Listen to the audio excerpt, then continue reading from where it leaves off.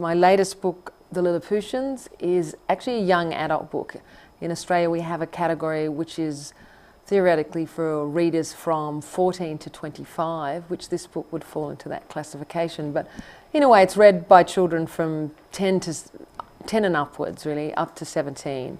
It was an interesting journey writing this book because it's the first work of fiction that I've written that's set largely in Southeast Asia and South Asia, and particularly in India. I interviewed a theatre historian to talk about the sort of work that young women did in theatre throughout the 19th century. And while we were chatting, he told me this incredible story. He told me about a troupe called Pollard's Lilliputian Opera Company that had toured the world from the 1880s through to the Edwardian era.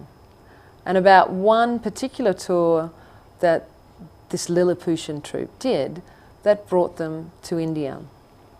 And the story was so intriguing that I set about researching it. Because in 1909, 29 children between the ages of 7 and 17 set out from Melbourne, which is my hometown, and sailed up through Southeast Asia. They went to Surabaya and what was then Batavia, which is now Jakarta, to Singapore, then by steam train across Malaya, performed in Kuala Lumpur, then to Penang, and then across the Bay of Bengal to Calcutta. And it was an incredible time to be in India too. It was the time of the Swadeshi movement in Calcutta. Their audience were very poor then because it was just after the Alipur bombings. Then they trained across India. They went to Delhi and down to Bombay. They performed in Bangalore. And finally, in February 1910, they got to Madras and they performed at the Moore Park Pavilion there. I went to the British Library in London and read newspapers in their collections. I read newspapers in the Nehru Library in Delhi and walked my way around Madras and Bangalore and Bombay, trying to find the locations where these children performed to recreate the story.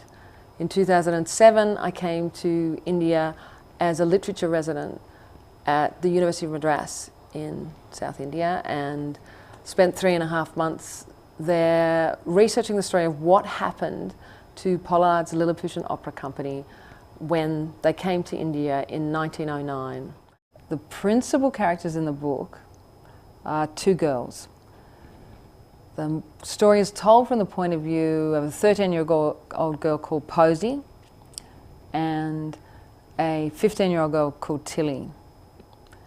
And each of them are quite talented performers. They both sing very sweetly, they can dance, and they can also twist the truth into interesting shapes. It took me really about, from the first time I heard the story in 2001, about 5 years of thinking about it before I seriously started to develop the characters, and then another 3.5 years in the writing.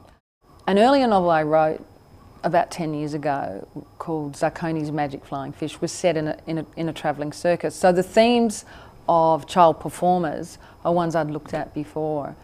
And one of the reasons why I think the theatre industry in particular is very interesting in Australian stories is that we actually have one of the largest performing arts industries in the world proportionate to our population. We have a very small population. We're only just under 24 million in Australia, but we have the highest number of circuses per capita in the world. When you're writing for teenagers, if it's not working for them, then they won't continue with the narrative. So the story, the plotting has to move quite swiftly. You can't get bogged down in long passages where you're having a lot of fun writing endless description. You need to keep the story moving. You need to make the prose particularly sharp, and you need to have the dialogue bounce along. So but it's not a different form. It's all good writing abides by the same rules. I'd done lots of different work. I'd worked in many, many different industries. I'd had a graphic arts business. I'd spent a long time trying other careers because I think I lacked confidence about writing professionally. And then through a series of very lucky breaks, I was commissioned to write my first novel. I'd been writing a lot of non-fiction, journalism. I'd been writing adult non-fiction and for various magazines in Australia, and also working inside publishing houses as a in-house and a freelance editor.